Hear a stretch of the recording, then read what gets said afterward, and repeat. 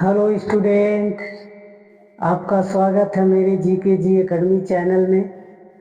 आज हम क्लास 10 की गणित चैप्टर नंबर 7 प्रश्नावली नंबर 7.1 प्रश्न नंबर 2 देखेंगे मेरे प्यारे बच्चे। ठीक है ना। इसको कैसे सॉल्व करना है ध्यान दीजिए। दिया है बिंदुओं 0,0 और 36,15 के बीच की दूरी ज्ञात कीजिए। एक शहर बी एक शहर ए से 36 मीटर पूर्व और 15 मीटर है, यहाँ 5 किमी उत्तर की ओर, मतलब 5 किमी उत्तर की ओर शहर बी की शहर ए से बिना वास्तविक मापन की दूरी ज्ञात कीजिए। तो मान लीजिए, ठीक है ना।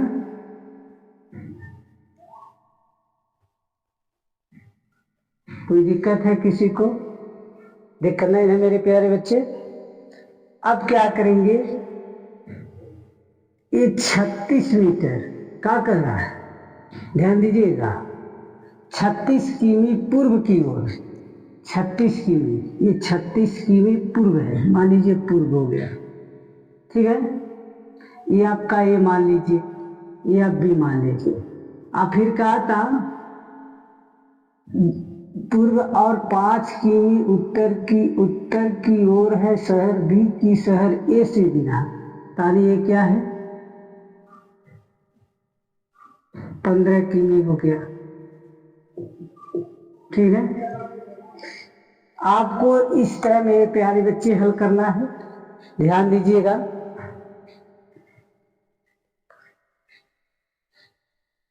अब इसको कैसे मान लीजिए, जब हल करना है तो यहां लिखेंगे माना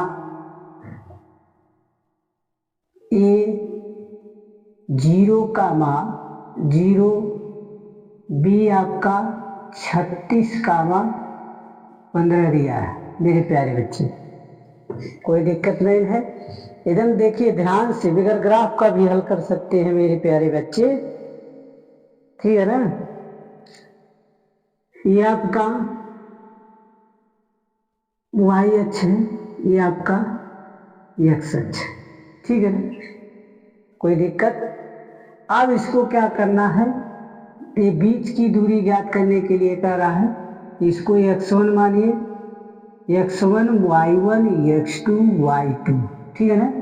बिंदु के बीच की दूरी सूत्र d बराबर क्या लिखते हैं, √ x2 माइनस x1 का whole square plus y2 minus y1 का होल स्क्वायर। इसी फार्मूले पर मेरे प्यारे बच्चे इसको सॉल्व करना है। तो यहाँ देखिए ध्यान से, x2 का मान क्या है 36 माइनस 0 का होल स्क्वायर प्लस 15 माइनस 0 का होल स्क्वायर। कोई दिक्कत है किसी को? नहीं। तो ये 36 का वर्ग हो जाएगा प्लस 15 का वर्ग हो जाएगा। अब 36 गुणे 36 दो बार करेंगे, 15 गुणे 15 दो बार करेंगे मेरे प्यारे बच्चे। ये मान लो गुणा ऐसे नहीं आ रहा तो हम बगल में गुणा कर लीजिए, 36 गुणे 36, 36 के 6 हंसी लगा 3। अब इसका गुणा 6 त्रिक 18, 3 21, आप 6 त्रिक 18, 3 त्रिक 9, 1 10। तो आपका टोटल कितना आ जाएगा मेरे प्यारे बच्चे 1229। यहाँ लिखेंगे 1296 प्लस 225। आप 225 इसमें जोड़ दीजिए, कितना हो जाएगा 14, ये 11, अभी हो जाएगा 12, 5, 1500, कितना हो जाएगा 21। 1521 किसका वर्ग है मेरे प्यारे बच्चे, 2100 वर्ग किसका है 39 का वर्ग है मेरे प्यारे बच्चे। तो 39 से आपका हो जाएगा 39 लिख करके वर्ग बराबर 39 कर देगा। कोई दिक्कत है किसी को? इस तरह सवाल ये हल होगा, ग्राफ इस तरह बनेगा, अब बिंदु के बीच की दूरी पर हल होगा मेरे प्यारे बच्चे, ठीक है ना। प्रश्न नंबर 3 देखेंगे मेरे प्यारे बच्चे, ध्यान दीजिए। दिया है, निर्धारित कीजिए कि क्या बिंदु 1,5, 2,3 और -2,-11 संरेखी है। तो आप जब हल करेंगे तो इसको क्या लिखेंगे मेरे प्यारे बच्चे, क्या चीज दिया है, माना बिंदु दिया है, माना बिंदु दिया गया 1,5, ठीक है ना, और बी का मान दिया है 2,3, सी का मान दिया है -2,-11 दिया है। तो इसको कैसे हल करना है, पहले आपको क्या हल करना है, ए बी बराबर बी सी बराबर सी ए, बिंदु के बीच की दूरी पर लगाना, 3 चीज याद करना, तब संरेखी माना जाएगा। मान लीजिए हम पहले ए बी को हल कर रहे हैं, तो ए का मान 1,5 है और 2,3 है, तो x1 हुआ, y1 हुआ, x2 हुआ, y2 हुआ। तो बिंदु के बीच की दूरी सूत्र क्या आपको पता ही है कि x2 - x1 का whole square plus y2 - y1 का होल स्क्वायर हो गया। इसी फार्मूले पर मेरे प्यारे बच्चे क्या करना है, हल करना है। तो यहाँ क्या हो जाएगा, अब देखिए किसका मान क्या है, x2 का मान 2 है और x1 का मान 1 का होल स्क्वायर हो जाएगा, y2 का मान क्या है 3 है, 5 का होल स्क्वायर हो जाएगा। कोई दिक्कत नहीं हो रहा है। अब 1 का वर्ग कर दीजिए मेरे प्यारे बच्चे, -2 का वर्ग कर दीजिए। अब यहाँ क्या हो जाएगा मेरे प्यारे बच्चे, 1 का वर्ग करेंगे तो 1 ही होगा, 2 का वर्ग करेंगे 4 होगा, तो अंडर रूट में कितना आएगा मेरे प्यारे बच्चे, ध्यान दीजिए, अंडर रूट में 5 आ गया। कोई दिक्कत है किसी को, यानी ए बी का मान आपका निकल गया। किसका मान निकालना है, ध्यान दीजिए, अब किसका मान निकालना है, बी सी का। तो यहाँ लिखेंगे बी सी का मान क्या दिया है, 2,3 दिया है और -2, क्या दिया है 11, ये दिया ना। तो x1 हुआ, y1 हुआ, x2 हुआ, y2 हुआ। समझ आ रहा है नहीं, संरेखी मतलब समझ रहे हैं ना कि तीनों भुजा बराबर होनी चाहिए तब संरेख बिंदु माना जाता है, ये नहीं बराबर होगा तो संरेख बिंदु नहीं है। तो इसलिए देखिए ए बी का मान निकाल दिए, हम बी सी का मान निकाल रहे हैं, यही सूत्र लगाएंगे, ठीक है ना, यही सूत्र एकदम लगाएंगे। तो यहाँ देखिए सूत्र लिखने की कोई जरूरत नहीं है, ये सूत्र है, इसी को देख के हल करते हैं।